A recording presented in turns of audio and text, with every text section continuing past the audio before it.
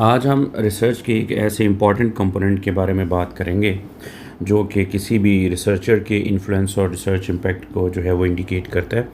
और ये कंपोनेंट है साइटेशंस। और साइटेशंस की क्या इंपॉर्टेंस है, इसकी कितनी टाइप्स हैं और इनकी वेटेज क्या होती है, आज हम इस पे बात करेंगे। तो सबसे पहले बात करते हैं जी कि साइटेशंस की हमारे पास जो है वो दो टाइप्स होंगी, ऑर्गेनिक साइटेशंस और सेल्फ साइटेशंस। तो साइटेशंस होती क्या हैं? साइटेशन एक ऐसा इंडिकेटर होता है जिससे रिसर्चर का इन्फ्लुएंस और उसके रिसर्च इम्पैक्ट जो है वो पता चलता है। तो इसमें से ऑर्गेनिक साइटेशंस जो हैं वो क्या होती हैं?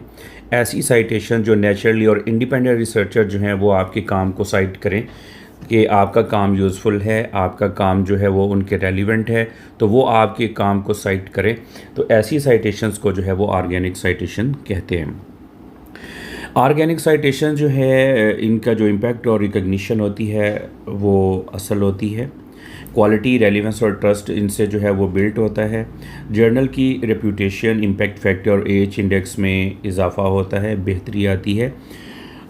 उसके अलावा ये ऑर्गेनिक साइटेशन जो हैं ये आल तरह के मैट्रिक्स जो हैं वो सारे इसको एक्सेप्ट करते हैं, like Scopus, web of science, research gate, Google scholar और भी बहुत सारे ऐसे मैट्रिक्स हैं जो आजकल रैंकिंग करते हैं।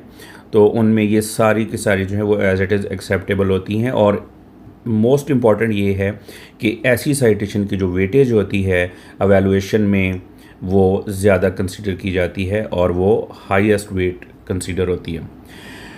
उसके बाद हमारे पास आती हैं सेल्फ साइटेशन। ये सेल्फ साइटेशन ऐसी साइटेशंस होती हैं जो आथर्स अपना ही प्रीवियस वर्क जो है वो साइट करते हैं, या फिर आपके को आथर्स जो हैं, जो को आथर रह चुके होते हैं, वो आपके काम को साइट करें।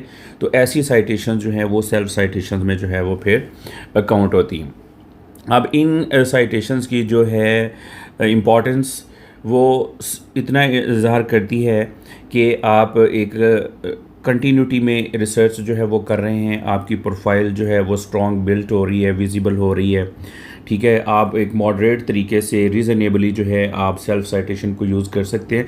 लेकिन अगर आपने इन साइटेशन को एक्सेसिवली यूज़ किया तो ये एक इस तरह का इंडिकेशन है कि जो रिसर्चर है वो आर्टिफिशियली अपने एज इंडेक्स या साइटेशंस को जो है वो बढ़ा रहा है। ठीक है, मोस्टली जो सेल्फ साइटेशंस होती हैं इनको डिस्करेज किया जाता है। बहुत सारे जर्नल्स जो हैं वो ड्यूरिंग रिव्यू प्रोसेस या एडिटोरियल डिसीजन में भी ये कहा जाता है कि आप सेल्फ साइटेशन जो हैं कम करें।